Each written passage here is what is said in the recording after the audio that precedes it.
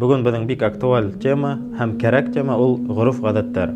Гореф-гадәт гарәп теленнән алганда гореф-гадәт дигән һүздән барлыкка килә һәм безнең телгә ингән һәм дә гореф-гадәттәргә ислам диненең карашы ниндәй?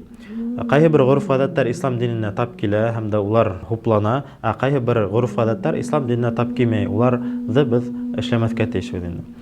Шуңа күрә ике төр кеше безнең арабызда барлыкка килде. Тугандарыбыз, якындар араһыннан. Кайһы бердәре әйтә, без ата-баларыбызны нимәлә таптык, нимә улар безгә өйрәтте, без шуны тулыһынча эшләячәкбез ди.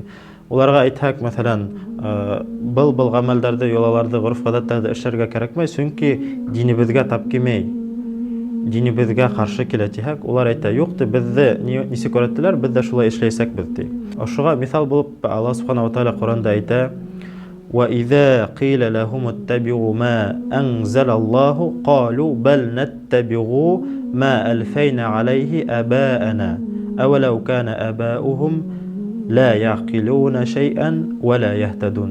Аллаһ Субханаһу ва Тааля әйтә, әгәр дә уларга ти Аллаһтың әмеренә иярергә һәм дә Аллаһтың кушканына иярергә дип әйтһәң, улар әйтә, без иярәбез, нәттәбигу, ягъни без иярәбез, тик ата-баларыбызны нимәлә таптык һәм нимә улар безгә өйрәтте, шуңа гына иярәбез ди.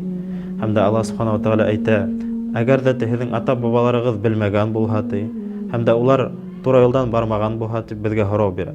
Ягъни бу аяттардан без аңлайбыз, бөтен гореф-гадәттәрдә лә, бөтен йолаларда ла без үзебезгә ала алмайбыз, чөнки кайһы бердәре тап килмәү ихтимал, кайһы бердәрендә яңлышлык булу ихтимал.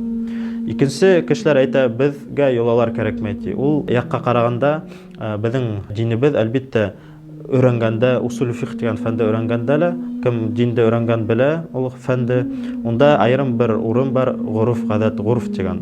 Шариат хөкемдәре сыгарганда ла был горефтәргә, халыктагы таралган горефтәргә, гореф-гадәттәр көскә ия. Шариат хөкемдәре сыгарганда. Шуңа күрә динебездә әлбиттә безнең динебез урталык дине бит инде. Бөтенләй алып ташларга ла кирәкмәй, ләкин икенче яктан бөтен гореф-гадәттәрне лә сөннәт я фарыз дәрәҗәһенә куярга кирәкмәй инде. Аллаһ Субханаһу ва Тааля безгә дөрес динебезне аңларга насыйп итсен һәм дә ошо марафонда һеҙгә өйгәш буларак, ниндәй безнең халкыбызда матур йолалар таралган һәм дә улар динебезгә тап килеп тора һәм матур булып тора. Ассаламу алейкум.